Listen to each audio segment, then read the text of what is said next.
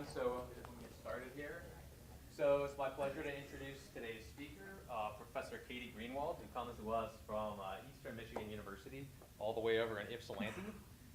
And Katie is, I guess you've been at Eastern since 2010, and she did her PhD at Ohio State, where she worked on landscape connectivity and that other university down there. Don't tell them. Landscape connectivity and metapopulation things and various conservation aspects of amphibian populations.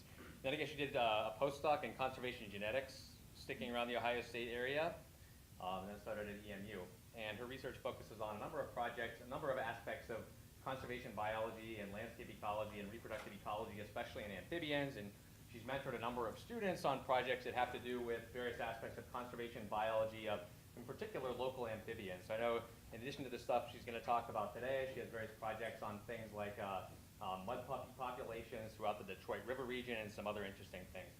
And I hope you don't mind me saying, I know that your herpetology course, I believe, has had something, you made the Eastern Michigan Field Station sort of a high-value site, such that apparently they are retaining it to some degree, the teaching of your course. I'm doing my best. And anyway, I'll turn it over to you. So, awesome. Thanks. Thank you so much, Dan. Thank you for the invitation to be here. I love any excuse to talk about these totally crazy salamanders. So thank you all for being here. I always like to start with a word of warning. This is a really strange system that I work in, and this is a set of sort of typical responses that I get when I describe how the system works. So I'm going to try really hard not to give anyone here a headache, but hang on to your hats, because it is definitely something that is, as far as we know, totally unique to the animal kingdom and right here in our own backyard. So it's a really, really fun system to be working on and have students working on as well. I'm going to assume that most folks in the room are probably not already experts in how salamanders reproduce.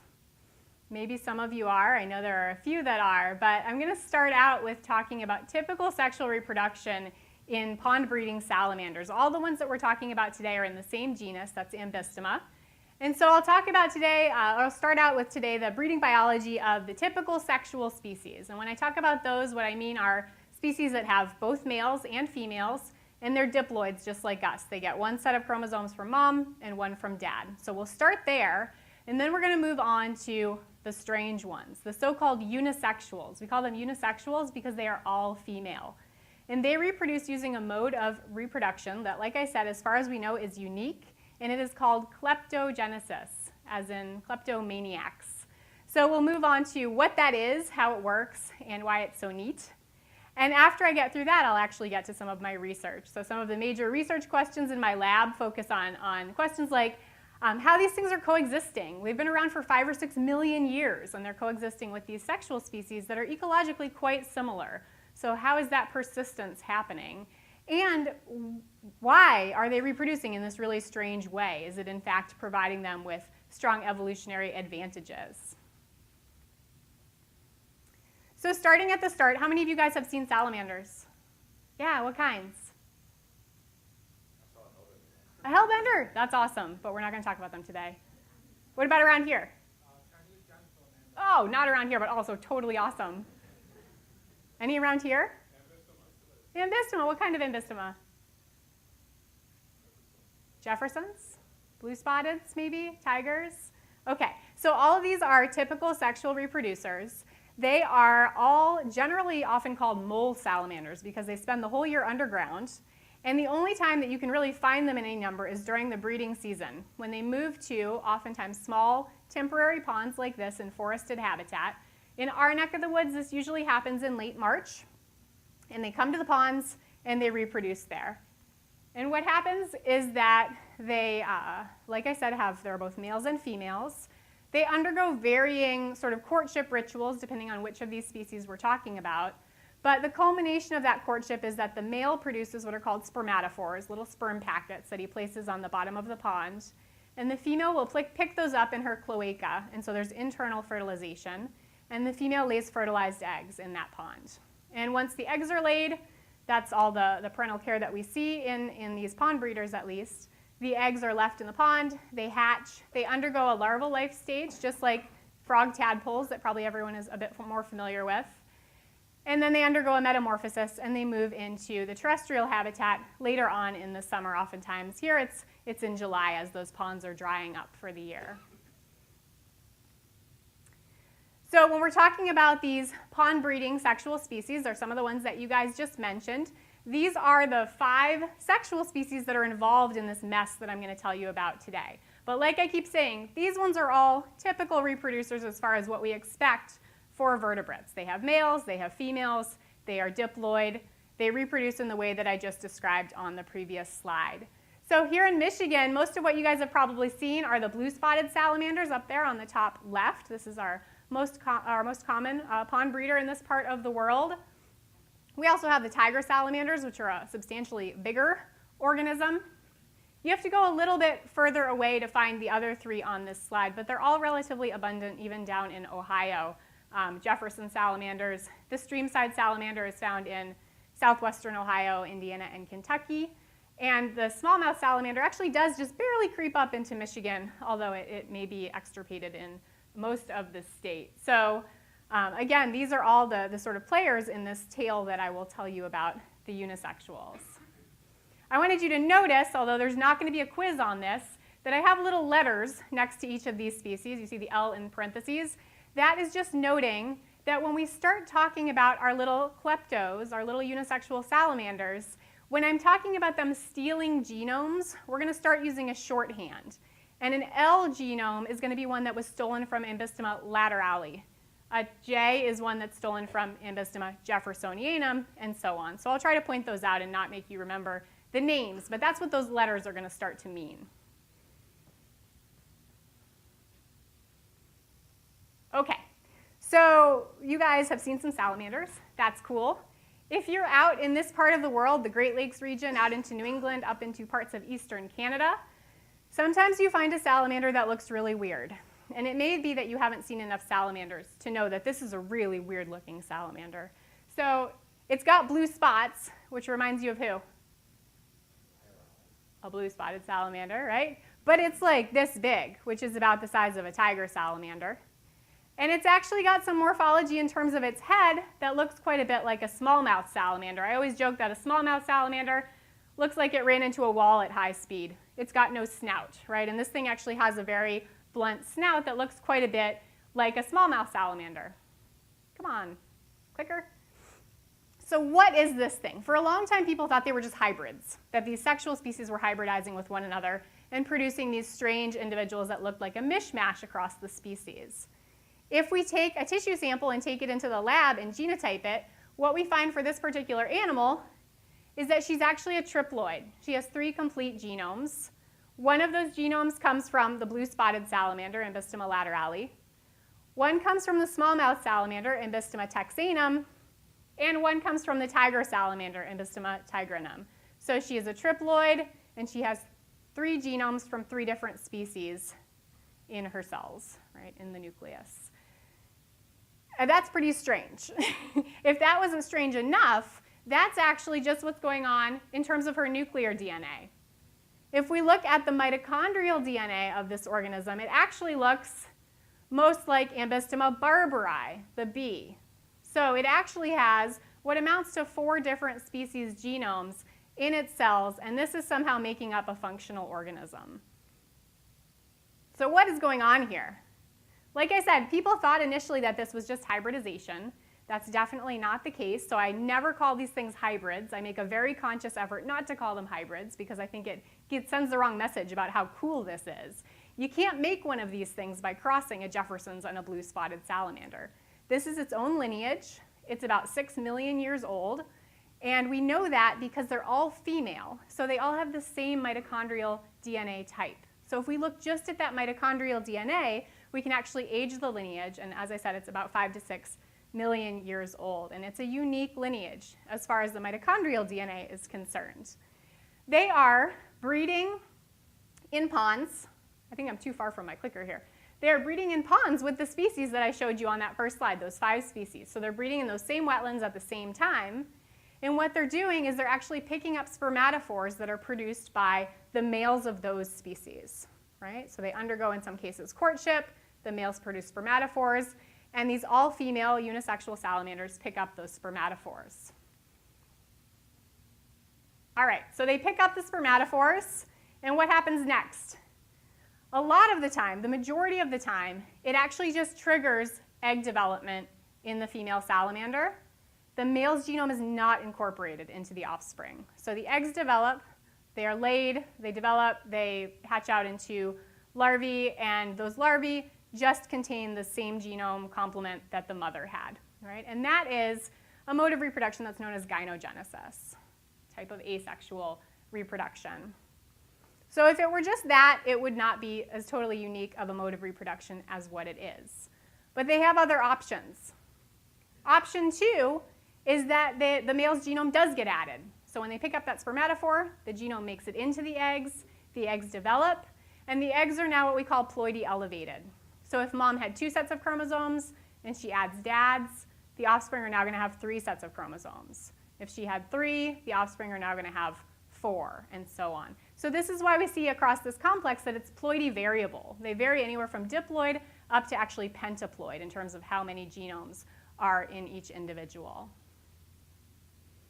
The next, I'm going in order here from most to least common. So the least common outcome is actually genome replacement, where there have been a few documented cases where one of the maternal genomes is no longer there in the offspring, so it's been somehow jettisoned, and the paternal genome has replaced it. So in this case, the offspring are going to be the same ploidy as mom, but they're going to have a different complement of genomes. And then finally, actually, relatively commonly, we see option 4, just to give me a bigger headache in the lab, more than one of the above. These things frequently lay upwards of 100 eggs per clutch, and those eggs can be a mix of strategies. So very frequently, we see mixed clutches where some of the eggs are gynogenetic, and they don't include the paternal genome, and some of the eggs are ploidy elevated, and they do include the paternal genome. So I am going to do an unconventional thing and pause here for just a couple minutes and take a couple of questions in the middle of my talk, which I know is weird, but I want to make sure that you understand the mode of reproduction before I actually tell you about the research. So, are there any questions? Yes, Greg. Well, how do you suppose Barbari got all the way up to Michigan? Isn't there a way to trace? Yeah. So the mitochondrial. Geographically, like yeah. how it migrated up here? Yeah, so it's a great question. So Barbari is, as I said, it's found in southwestern Ohio, are the closest populations. This lineage is old enough that it arose actually probably down in Kentucky, and it's thought to have arisen probably by a botched hybridization between Barbari, the streamside salamander, and the blue-spotted salamander that resulted in a polyploid individual and kind of set this whole thing off. So Barbari would have been the maternal ancestor, and that's why they all have Barbari-like mitochondrial DNA. But then, as we know, everything in Michigan has only been here for the last 12,000 years or so. So they just moved northward and brought their Barbari mitochondrial genome with them. But Barbari didn't move north. Barbari hung out in Cincinnati. Yeah? If you're going to address this later on, you can just ignore it for now. But why does 5N seem to be a limit in a system like this? That is another good question. The question was why is it topping out at 5N? It just seems to result in too many developmental anomalies. So even with this crazy system, we typically only see 5N individuals in the larval stage, and they're very rare, and we never see them post-metamorphosis, so they don't tend to make it through metamorphosis. So, and I'll show you guys, we do also see some anomalies even with 4N. So they do run into some issues. It's a lot of genomes. Yeah. If they do number 3, I mean, I'm amazed that they can ditch a genome, but do they ever recover back to a sexual diploid? No, and as far as we know, no. So that's a great question. Actually, I'm going to show you the next slide to answer that question. Oh no, wait, I'm going to skip this slide and show you the next one. So far we've found something like 26 different combinations of genomes in these things, and these are just some of them. So when we get down in the range of Texanum, we get a lot of T genomes in there. When we are here in Michigan, we get a lot of Ls. We get LLJ as our most common biotype, we call it, genome combination. That's the LT tiger that I showed you before. This is what we get in southern Ohio. When you have more Jefferson salamanders, you get more J genomes in there. But one thing to notice is that they all have an L. So far, we've never found one without an L. And they all have something else as well. So the way it could potentially reconstitute a sexual individual would be if you got like a diploid LL. So far, we've never found one. I would never rule anything out with this complex because it's so weird. But we would actually be able to tell the difference because the mitochondrial DNA would be the unisexual type rather than the blue spotted type. And so far, we've never seen that happen. Yeah? Well, they have different genomes from different origins. So is there any kind of crossover between these genomes? It back into the sexual species? For example, the L genome and the C genome. So could they exchange some crossover between the chromosomes? They do, yeah. So I don't think I have that picture in this talk, but my colleague Jim Bogart has shown that they do, in fact, cross over. There are interspecies crossing over events, yes. Hybridization among the four original species very common? Never happens, as far as we know. Yeah, I've never seen actual hybrids across any of those species. You can make them in the lab if you do some weird things and inject hormones and stuff like that, but as far as wild populations, no, we don't ever see hybrids. Yeah. Do females appear to be selecting among different kinds of spermatophores in the pond? Such a good segue. I'm going to come back to that one. Yeah. Anything else? Yeah. Also a great question. So we have a couple of other Ambystoma species. There are marbled salamanders in parts of this range. Marbled salamanders breed in the fall, so there's a temporal separation there, so they are not mixed up in this mess. Spotted salamanders, we have no idea. They're in the same ponds at the same time. It appears that the unisexuals may actually be able to use those spermatophores to trigger gynogenetic egg production, but we've never gotten a maculatum genome actually in the offspring. So it appears that they're incompatible for whatever reason, which is interesting because tiger salamanders are a more distant relative to the rest of them. So I'm not sure why, but macs don't seem to be in the mix. Again, I never rule anything out, though. These things are weird. All right. Cool. For now, we'll have more questions at the end, but I just want to make sure everyone basically got the gist. This is just a map to show you where we're talking about. So the unis are the red outline there, sort of broadly the distribution of the unisexual salamanders. Like I said, Great Lakes, out into parts of New England. And then you can see the 5 sexual species. So I started working on these things down in Ohio, which is either the best or the worst idea ever, because it's where all 5 of the species actually overlap within the same state, and we have all of those different biotypes that I showed you found in different parts of Ohio. So that was fun, but Michigan is a lot easier because we have basically just, the unisexuals have L's and J's, so they have laterali and Jeffersons, and typically the sperm donor male species is just blue spotted salamanders. So it's quite a bit simpler here than it is if you get a little bit further south. All right. So as I said, one of the questions that we're interested in is the coexistence of these forms. People have kind of treated them as if they are just the same as the sexual species with which they live. But of course, if we've taken ecology, we know that species that occupy identical ecological niches are not expected to persist that way for long time periods, right? That we should see competition and ultimately extirpation of one or the other. So there must be something going on here. What's allowing these things to coexist when they look quite ecologically similar? There must be some sort of advantages allowing them to persist and coexist, and there have been a lot of hypotheses floated. Some of those are going to be listed if this clicker works. Come on now. So these are some of the ones that folks have looked at, or we have looked at. So maybe they produce more offspring. Maybe there's a mate choice advantage. Maybe the males actually prefer the unisexual salamanders, and that allows them to persist. Maybe they're out-competing the sexual taxa. Maybe they are actually partitioning ecological space in ways that we don't understand. Maybe they're better dispersers, and they're colonizing new habitat more quickly than the sexual species. So some of these we already knew from older work were not good candidates. Fecundity, we know, definitely not. They actually have really poor fecundity. They make a lot of eggs. Most of those eggs don't actually develop, probably due to genetic issues that arise from all of those extra genomes and different species genomes that are floating around in there. So we know that they have poor egg survival rates as well as poor larval survival rates. We know that if given the choice, a male blue-spotted salamander can tell the difference and will prefer to mate with a female blue-spotted salamander versus a unisexual. So that one is not supported by the evidence.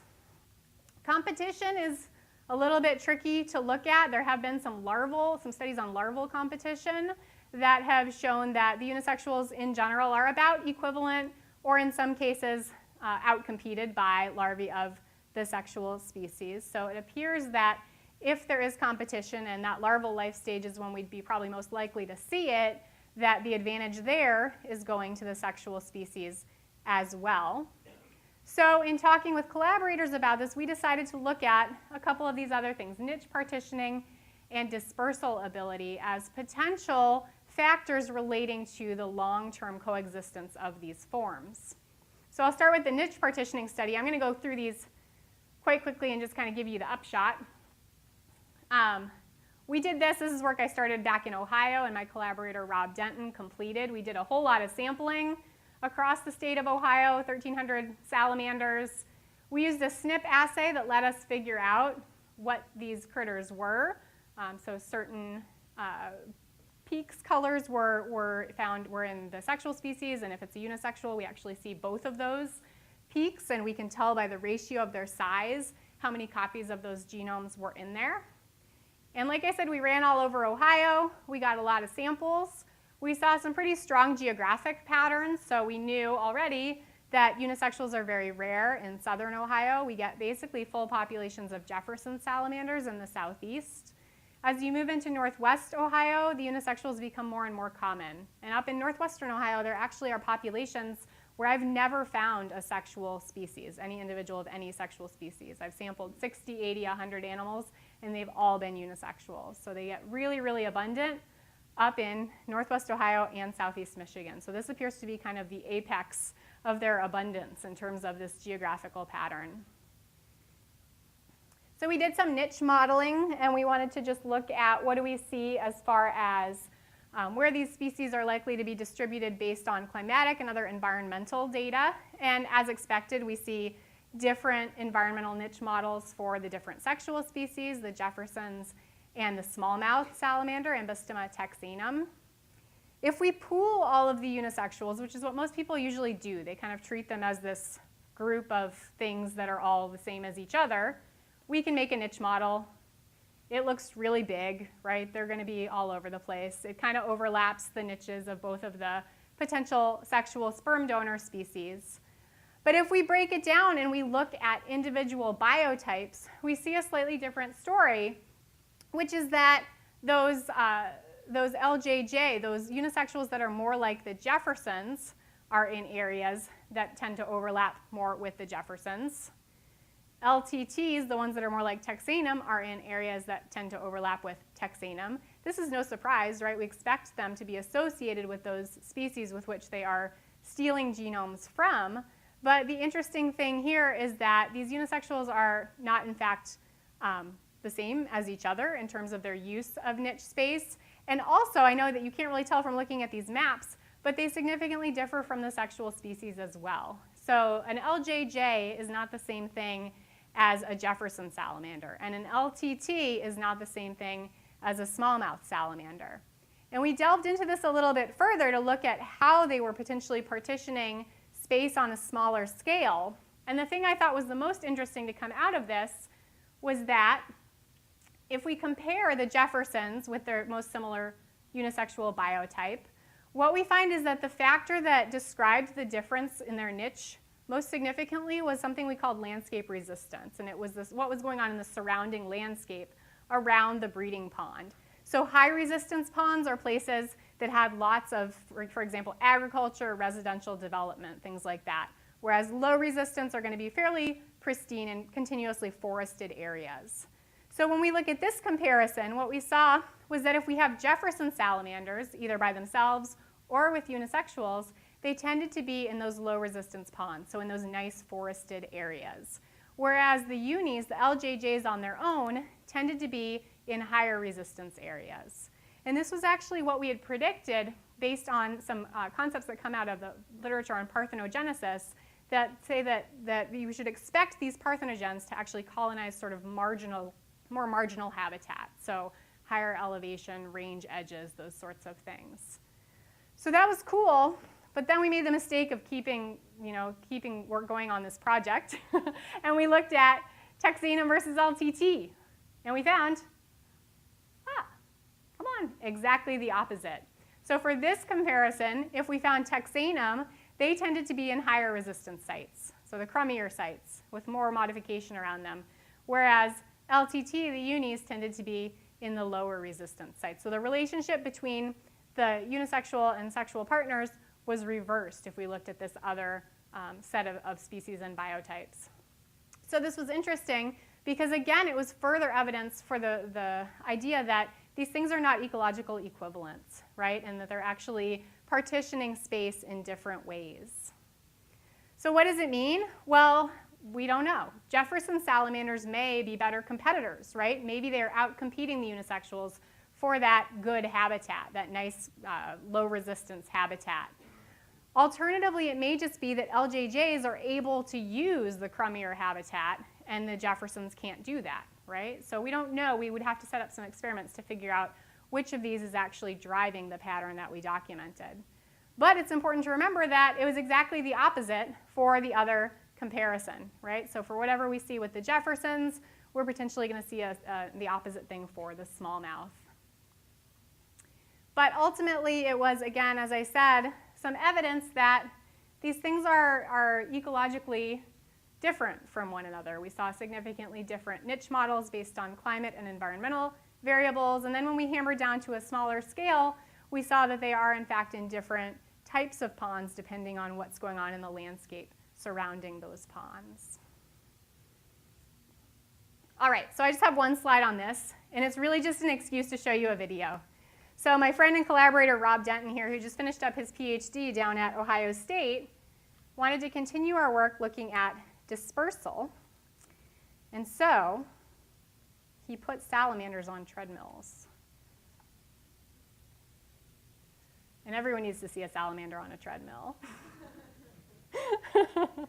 So Rob was interested in looking at population connectivity across sites in Ohio and seeing whether genetic measures of connectivity actually matched up with what we could measure in terms of the performance of these animals on these treadmills.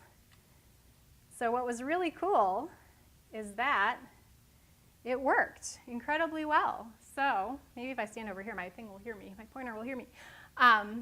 So this is, these are some data where he actually looked at dispersal in the real landscape. So he used genetic, indirect measures of dispersal, but he was actually out in the field collecting samples from a very heavily agricultural part of northern Ohio, and he was able to look at population connectivity using these methods.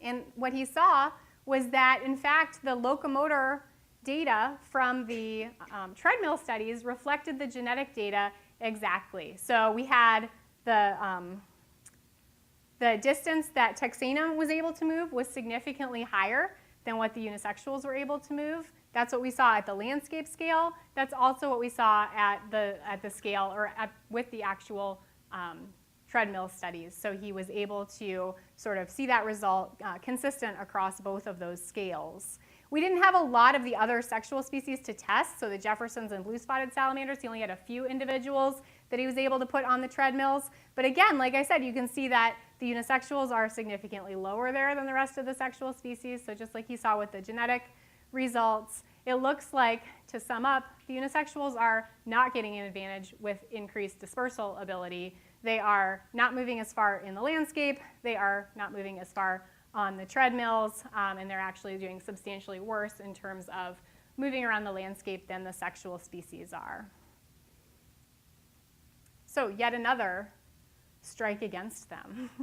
So why are they still around? Why are they doing so well? Well, as we said, it could be this partitioning of niche space is interesting, but there's also, I think a lot of support for the idea that just this reproductive mode itself is actually an incredibly big advantage for these crazy things. So the next set of projects I want to tell you about are really just to look at this, whether the mode of reproduction is actually allowing for what I like to think of as an evolutionary fast track, right? That these animals could move into a new site, pick up a whole new locally adapted genome, maybe dump one of the genomes that doesn't do so well at that site, and do really well in terms of moving across the landscape or surviving once they have mated and reproduced. And this is not my idea. This is a cartoon that was drawn by Jim Bogart, my collaborator and mentor on a lot of these projects, where he has a salamander he imagines going up to the salamander help desk here. There's some waste genomes that you can throw out. You can order up a new genome maybe for increased cold tolerance or increased ability to disperse across the landscape or so on. So I did a lot of this work that I'm about to show you, or actually all of this work I'll show you at the George Reserve, your own lovely research station out near Pinckney, where we have a set of ponds that were drift fenced. So you can see the fence running around this pond. This is what the pond looks like if you jump the gun on field season and you get there a little bit too early and there's still a lot of snow and it's frozen. And then you come back later, not much later, and you'll find amphibians breeding in these little wetlands. So we catch the amphibians on the way in at these drift fences. If you come at the right time, oftentimes you can see things like that. That is a bucket full of salamanders. So there are incredibly large populations in some of these ponds. And I have various field assistants who have helped me with these projects, some of them more helpful than others. Lots of students from Eastern have contributed to helping out with these projects. So we've done a lot of mark recapture to attempt to look at survivorship of these different forms, and lots of different projects sort of ongoing at the reserve. But I wanted to focus on the experimental approaches that we've been taking the last couple of field seasons. I'm getting ahead of myself. So I wanted to mention, just as background, my first grad student worked out at the reserve. And we found some neat evidence that when we look at what drives genome addition, so when are they adding genomes versus not adding genomes, there does appear to be an effect of temperature. And this had been seen in the lab by Jim Bogart actually back in the 80s, that at higher temperatures, they're more likely to have that paternal genome get into the eggs. Right? So we knew that that result was out there. My student ended up accidentally sort of testing it by doing this study where she looked at the frequency of different biotypes across life stages. So we sampled adults at those drift fences, and then she went out and she sampled larvae right after they hatched.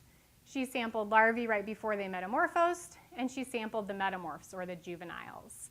And what you can see is that in general in the adult populations at the George Reserve, we get about 90% of them are triploid, LLJ, and about 10% of them are tetraploid, LLLJ. And what she found in her first field season was that in the early larval life stage, there were lots more tetraploids, right? So there was lots of genome addition that happened in order for those triploid moms to produce all of those tetraploid offspring. But as she kept looking across time, those tetraploids disappeared from her sample, right? She saw fewer and fewer. And by the time we got to the juvenile life stage, it was basically back down to the same level we see in the adults. That was her first field season. Here's her second field season. So they're different. There are no differences across any of the life stages in the second field season, which was 2013. So it's now getting too long from 2012 for folks to really remember 2012. But that was the year that we had a really weird spring. It was like 80 degrees in early March for a week or two. It was really, really warm. And so these things were breeding at much higher temperatures than what they typically are for late March in Michigan. So she accidentally got this neat pair of seasons where one was anomalously warm and the next one was a more typical set of temperatures in terms of the salamander breeding season. So we do see this temperature effect, but we're interested, like I said, in kind of going beyond that and seeing what else, if anything, we can say about when these genomes are getting added into the offspring and when they're not. So we decided to set up some breeding trials, some experiments. And we thought about this in terms of what predictions we could make about genome addition under different scenarios. So if it is important in these systems to be locally adapted, if local adaptation is an important driver, or perhaps just genetic complementarity. So maybe having a salamander that is genetically similar, a mate that's genetically similar to you is adaptive, then a female should favor a male from her same pond, right? So if she is selecting between a male that's come in from elsewhere or a male that's from her local pond, she should favor the male from her local pond. However, we could also potentially predict the opposite. And the opposite would be, what if it's adaptive to maximize genetic variation? So what if, in fact, having those newly immigrating genes from somewhere else is going to provide some sort of additional benefit to the offspring? Then we might predict the opposite, right? That she would favor the genome from a more dissimilar male, an immigrant male, versus a male from her same pond. So we've been talking about these ideas for a long time in my lab. And we've tried a bunch of times to set up basically breeding trials and put males and females in containers and genotype them and genotype the offspring and see when that male genome is making it in. And so we first tried it like this. This was the first year I think we tried this, and we had these bins out in the pond and my poor students freezing out there, and we put the pairs in, and we came back the next day and there were extra salamanders in all the boxes. So that didn't work. So we switched to a more sort of controlled situation where we use these little plastic shoebox Tupperware containers, and we put some leaf litter in there, make it all homey, and lo and behold, they will actually breed in these little containers. So we'll bring males and females in, put them in these containers in different permutations, and see what happens. We use a panel of microsatellite loci to genotype them. It's quite straightforward. So here you can see a dad with a couple of peaks, right? He's got 2 alleles. Mom's got 3. She's a triploid LLJ. And then for the offspring, we can just see whether they have the same peaks as mom, in which case they were produced gynogenetically, or whether they have an extra peak that came from dad, in which case they are a ploidy elevated offspring. So the running joke in my lab is that we're the Maury Povich of salamanders, only a lot of the time there actually is not a father at all. Okay, so just to jump into the results from these experiments, this has been really exciting, and these are brand new results, so I'm still stewing them over and interested to hear your thoughts, because we're kind of just wrapping up the second season of genotyping from all of these breeding boxes. Interestingly, what we found is that when we paired females with males from a different pond, we got fewer clutches to begin with. So we started out, I believe, with 24 boxes with each type of pair, either same pond pairs or different pond pairs. Females paired with those immigrant or faraway pond males produced fewer clutches overall. So you can see, oh yeah, we had a slightly smaller sample size than what I stated. 11 out of the 15, or 73% of the same pond pairs actually produced eggs, whereas 10 out of the 18 different pond pairs, or only 56% of those different pond pairs, even ever produced eggs. Of those clutches that were produced, most actually in the different pond pairs didn't genotype. So what happens here is if they actually don't breed, the female will still lay the eggs, but they're non-viable, and we call it an egg dump. So a lot of these ones from the pairs, the different pond pair boxes, say that 10 times fast, actually failed to genotype and failed to develop, and were probably actually just egg dumps. So the viable clutches produced was actually even lower in those different pond pairs. And here's, I think, the coolest thing yet. If we look at the frequency of genome addition in those different types of pairs, with the caveat, again, that our sample size is low because we didn't get as many clutches as we would have liked, but we see that with those same pond pairs, nearly 60% of the offspring produced contain the paternal genome. So the y-axis here is how the frequency that are ploidy positive. Whereas for the different pond pairs, it's like 10 or 15% on average of those offspring produced actually contain the paternal genome. So that was really surprising. I, to be honest, didn't think we were actually going to see a difference here. And these ponds, I should mention, where we got these animals are only on just two opposite sides of the George Reserve. So we know that there is some genetic subdivision at that scale, but it's not dramatic. It's not like I'm going to a different part of the US and collecting animals. These animals are geographically from relatively close together. So what does this mean? Good question. So I've been presenting all of this with kind of the assumption that adding that genome is a good thing, right? That if you add the genome, you're going to maybe get some additional benefit from that. We don't actually know that that's the case. This is a mixed bag. So tetraploids, I consider making those tetraploids, making those ploidy elevated offspring, to be sort of a risky strategy. So we know from some previous work that they start and end up bigger. So that is potentially advantageous. We know that that's correlated with a lot of important things like fecundity and ultimately lifetime reproductive success and so on. So bigger is good, but we know that they have delayed metamorphosis. They're exposed to predation in the pond for longer periods of time. They have higher larval mortality, as my grad students' data showed. Those tetraploids just don't survive that larval period as well. And they have a high frequency of developmental abnormalities. So we've looked at, along with a colleague of mine who's a developmental biologist, some of the issues that some of these high ploidy larvae run into. And they do, in fact, have a much higher frequency of what would be fatal issues in terms of their development in nature. So our results so far suggest, though, that the females are still more likely to produce high ploidy offspring if they're paired with a local male. So the question there is why? And is it something that, in fact, is potentially under the control of the female? Is it just purely mechanistic in terms of the interactions of the sperm and egg? That we don't know yet. Okay. So last slide to just sum everything up. We've looked at, I just summarized a whole bunch of different projects to kind of give you an overview of a lot of the stuff going on in the lab. Again, the project's kind of related to how these things have been coexisting for so long. We do see some evidence that niche differentiation may help explain their coexistence. The unisexuals are different from the sexual species. They're also different from one another in terms of where we're finding them, at least in that cross-Ohio data set. Dispersal was not a good explanation for coexistence.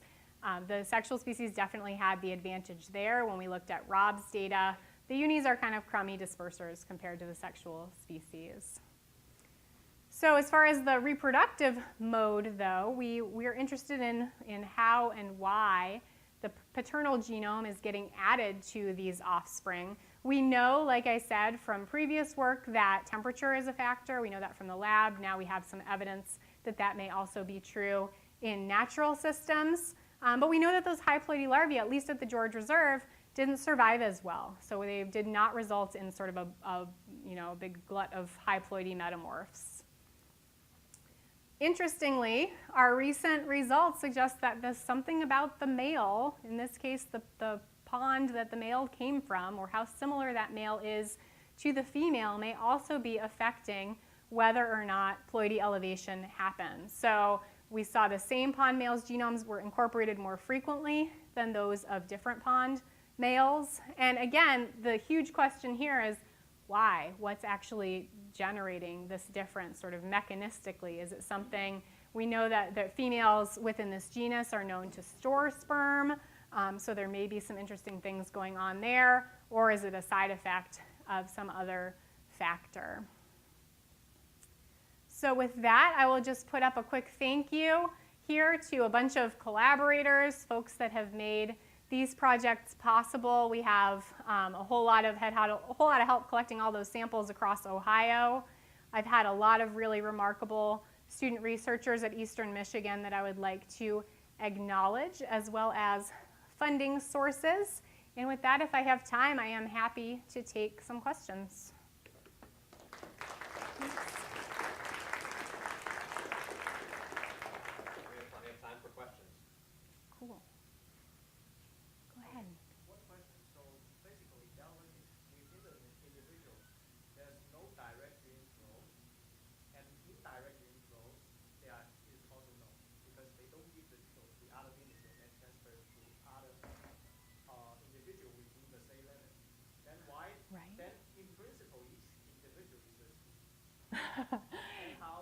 Yeah.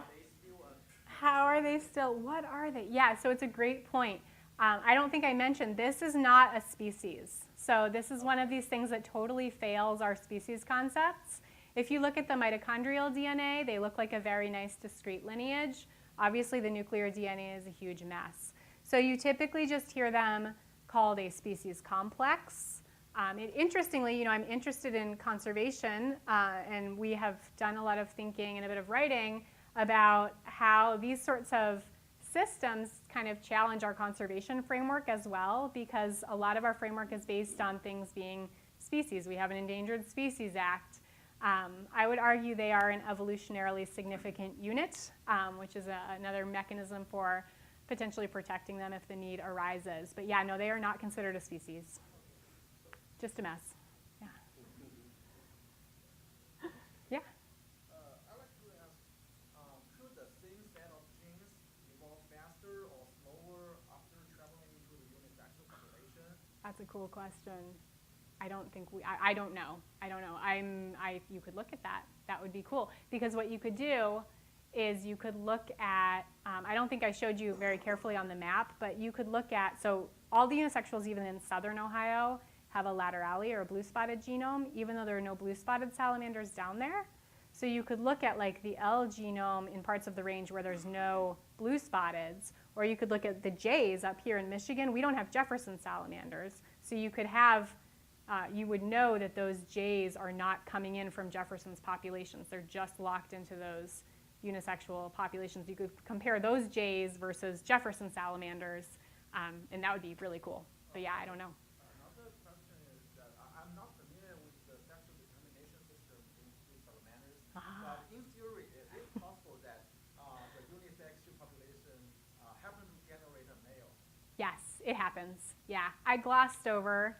Yes, there are in fact something like 0.5% that are unisexual males, which means that we ID them morphologically as male, and then when we genotype them, they are unisexuals. So we do occasionally get one that at least morphologically looks male, but I don't know whether or not they are able to reproduce.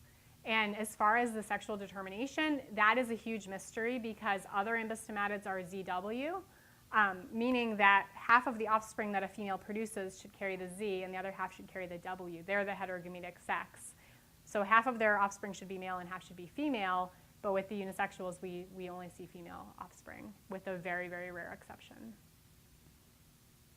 Yeah, Dan. Well, first I'd say thanks for giving a very clarifying talk about this topic, because I've sort of always looked at this and just written it off as, God, it's hybridization mess, right? So anyway, I feel like I've actually learned quite a bit here. Cool. But I'm thinking a little about about the functional biology of sort of putting a couple of genomes together. So how much do we know about, we put a couple of different genomes together and what's going on? Are there like weird methylation things that are happening to allow differential expression of different things coming from different genomes? How much are they actually recombining? I mean, it seems like there's a ton of really weird things that must be happening there. How much do we know about? Yes, not much. So my collaborator, Rob Denton, we've put in for funding to look at gene expression in these beasts, and so far we have not been successful.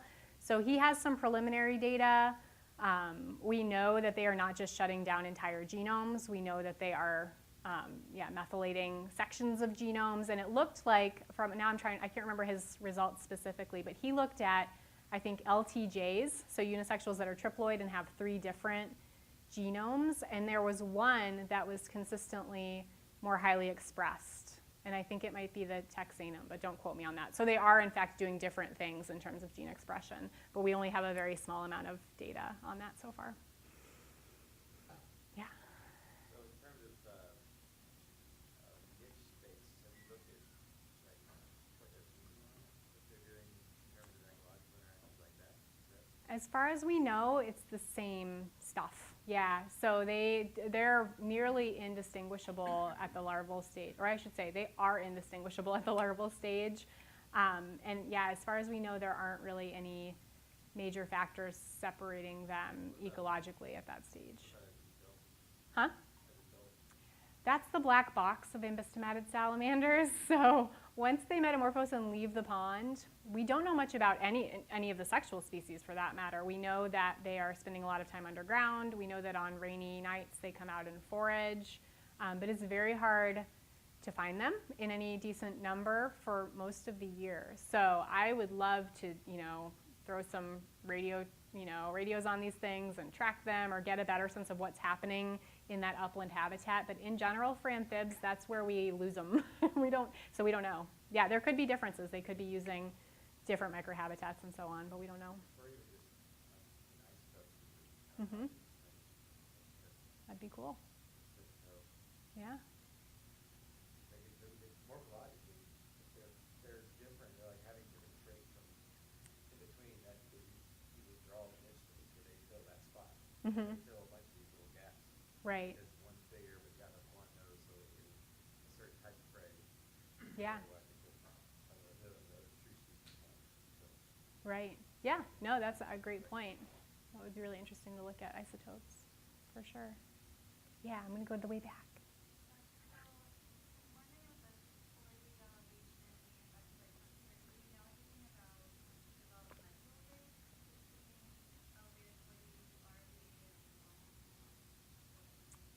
That's a great question. All I can tell you is that those years that Christina was sampling metamorphs, they all came out at the same time. That said, the ponds were drying down substantially at that point. So if the ponds were holding water, I don't know if you would see unis coming out before lats or vice versa. My suspicion is no, but I don't have any data to back up that suspicion. Was there another question over? Yeah. So in those species where you're finding essentially only unisexual sampling, where are they getting the sperm to reproduce? I know. I don't know. So some of those populations are part of the reason that we suspect they may be using spotted salamander spermatophores, because there are spotted salamanders there. So if they're able to use those just to trigger gynogenetic egg production, then that may be what's going on. But in some of them, we don't even see spotted salamanders. And so I don't know what's going on. There's a neat old hypothesis from a paper in the 30s that suggests that there may be sort of a cyclical dynamic happening with these things where because they're all female, right? So we expect that their populations can grow more rapidly than a sexual population, but that they might basically become too abundant and the males too rare and then wipe themselves out. And then the sexual population can build back up, and then the unisexual population can start building back up, and you might expect sort of these paired, but we'd need some really good long-term data to look at that. But yeah, it's a hypothesis that's been thrown out. Yeah. You mentioned after the sperm fertilize the egg, then it is Triploid, but you mentioned this also go back to Triploid, right? Yeah. So what is So yeah, ploidy reduction, right? It has to happen somehow. So Jim Bogart has always thought that if you had what he calls a symmetrical tetraploid, so in other words like an LLJJ or an LLTT, that maybe it would just undergo meiosis and make diploid eggs, right? Diploid gametes. We've never actually documented that in nature, in anywhere actually. So that's always just been kind of his guess at what might be going on. We had one of the females in our breeding box experiments produce diploid offspring, 2 of them. So she was an LLJ, and we got 2 eggs that were LJ. So she dumped an L. That's the only, as far as I know, that's the only time anyone's ever actually documented ploidy reduction. So I don't know how it happens. I don't know anything more about it other than it happened in a box. And yeah, it would be really interesting to know. I am not a cell biologist, but these guys have some really weird stuff going on. They have a pre-meiotic duplication of all the chromosomes, and then they do undergo meiosis. So you end up with triploid moms producing triploid gametes and so on. So I don't know how a whole set of chromosomes can be yoinked from that situation, but yeah. Two related questions. How long do they live, and are they able to store sperm from one year to the next? Good question. So how long they live? 8-ish years, so they're relatively long-lived. Some of the larger ambystomatids live longer than that. Tigers can live substantially longer than that. I think that sperm storage has been documented across years in spotted salamanders. As far as I know, it hasn't been documented in any of these species, but I suspect it probably is a possibility. So we've been on the lookout in our breeding boxes if we turned up some offspring with some weird alleles, that's a potential explanation, but so far we haven't seen that. Well, you didn't kind of answer this question, but I was wondering, when you say triploid, is this really triploid, or is it possible there's aneuploidy? As far as we know, it's really triploid. So, Jim Bogart's done a lot of fluorescent in situ hybridization and looking at the karyotypes, and yeah, they are all there as far as I know. The other question I think you kind of addressed this with how you get selective elimination and replacement of a single species. I don't know. I don't know. There's a really neat complex of frogs in Europe that do something not exactly similar, but they actually purge all of the paternal chromosomes every generation. So they're diploid. Are they? No, they're triploid, right? Right. You guys teach herps. So basically the maternal ones are inherited clonally and the paternal ones are swapped out every semester. So that's another case, or every semester, every generation. That's another case where, there's some mechanism that's allowing them to know which are the paternal chromosomes and they're not making it into the gametes. So I don't know what that mechanism is though. I guess maybe one more question. Okay. Awesome. Preference for same pond salamanders, do you think they have a way of telling that they're similar? Like what is that mechanism? Yeah, I don't know. So that's what we've just been stewing on that. Is it actually, so we know fewer clutches were produced in the different pond boxes. So we don't know if that's discrimination on the male's part or the female's part, right? That could go either way.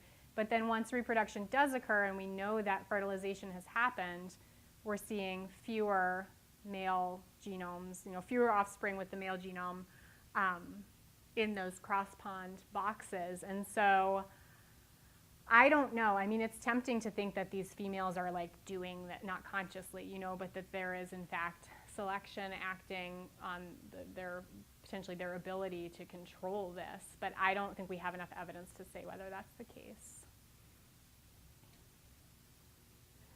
In the case for ploidy reduction, is it always the L that gets censored? Yeah, there have only been 2 so far, but yeah, they were both. But interestingly, they were 2 different L's. So mom was LLJ, and one of the ploidy reduced offspring had the first L, and the other one had the second L. But they both had the J, if that makes sense. Yeah. Okay, let's thank our speaker. Thank you.